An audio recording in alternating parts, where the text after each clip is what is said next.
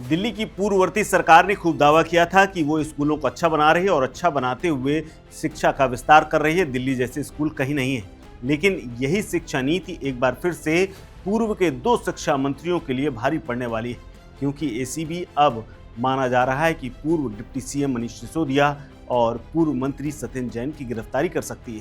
दरअसल दैनिक जागरण की एक खबर के मुताबिक 2000 करोड़ रुपए से अधिक के क्लासरूम के तथाकथित घोटाले में अब कार्रवाई होने जा रही है।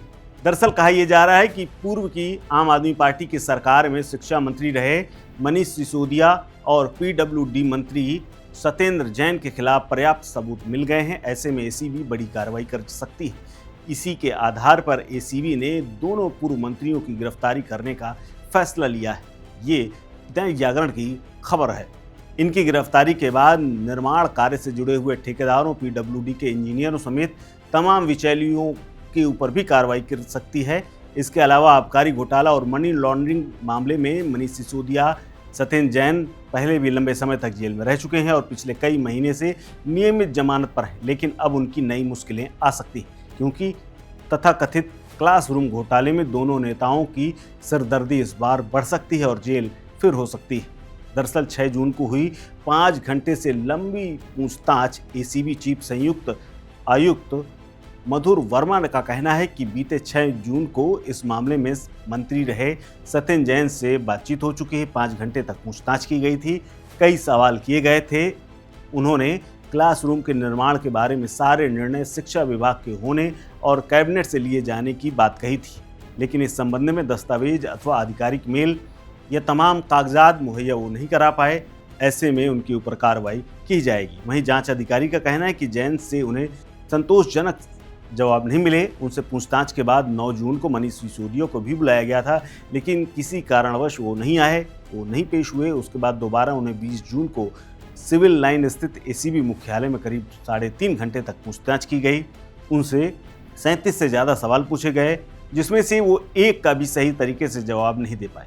वहीं शिक्षा विभाग के अधिकारियों ने यह कहा कि सारे निर्णय तो मंत्री महोदय लेते थे, यानी मनीष सिसोदिया लेते थे। पूछताछ में उन्होंने सारे निर्णय की जिम्मेदारी शिक्षा विभाग के अधिकारियों पर डाला है, जबकि शिक्षा विभाग के अधिकारी पहले ही साफ कर चुके हैं कि सारे निर्णय तत्कालीन डिप्टी सीएम और शिक्षा मंत्री लिया करते थे। उनके निर्देश पर ही सारा कामकाज हुआ। तब उन्होंने ठेकेदारों को पैसे का भुगतान किया था। सारे बिलों पर भी मनीष सिसोदिया के हस्ताक्षर मिले। मधुर वर्मा का ये भी कहना है कि दोनों मंत्रियों ने पूछताछ के दौरान ठीक जवाब नहीं दिए और उनसे दोबारा पूछताछ के लिए निर्णय लिया गया था। लेकिन इस बीच पर्याप्त साक्ष्य मिल गए हैं। ऐसे में आने वाले समय में कभी भी उनके ऊपर बड़ी कार्रवाई हो सकती है। आपको बता दें, करीब 300 से ज़्यादा पासबुक और मुहर समेत तमाम अन्य दस्तावेज मिलने का दावा किया गया था। 18 जून को ईडी ने भी एसीबी के एफआईआर को आधार मान करके मनी लॉन्ड्रिंग के तहत दिल्ली में 37 लोकेशनों पर बाकायदा छापेमारी की थी। तमाम छापेमारी ठेकेदारों, शिक्षा विभाग और पीडब्ल्यूडी के सरकारी कर्मचारियों और बिचौलियों के घरों पर, कार्यालयों पर भी की गई थी। उन जगहों पर पूर्व दिल्ली सरकार की फाइलें, 300 से ज़्यादा पासबुक, मुहर और अन्य दस्तावेज मिले थे। इसके अलावा श्रमिकों के नाम पर खाते खोले जाने का भी पता चला था। ये भी पता चला कि वैध लेन देन की आड़ में सरकारी धन की खेराफेरी की गई।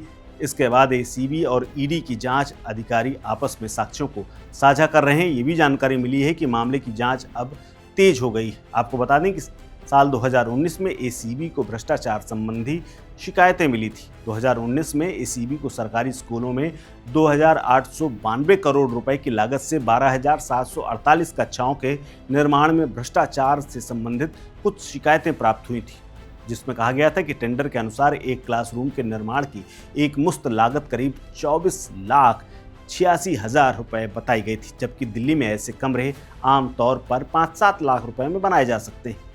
इसमें अर्ध स्थायी निर्माण किया गया, जिनकी जीवन रेखा सिर्फ 30 साल थी, लेकिन लागत आरसीसी के स्थायी निर्माण के बराबर थी, जो आमतौर पर 75 सालों तक चलते हैं।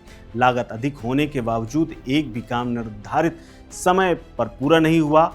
इसके अलावा पूरा निर्माण का काम 34 ठेकेदारों को दिया गया, जिनमें अधिकांश आम आदमी पार्टी से सीधा संपर्क रखते थे। ऐसे में एक बार फिर से एसीबी की ओर से तलवार लटक गई है और माना जा रहा है कि मौजूदा आम आदमी पार्टी सरकार के तमाम नेता एक बार फिर से जेल जा सकते हैं। इस खबर में फिलहाल इतना ही। अपडेट्स के लिए बने रहिए वन इंडिया हिंदी के साथ। नमस्कार। Subscribe to One India and never miss an update. Download the One India app now.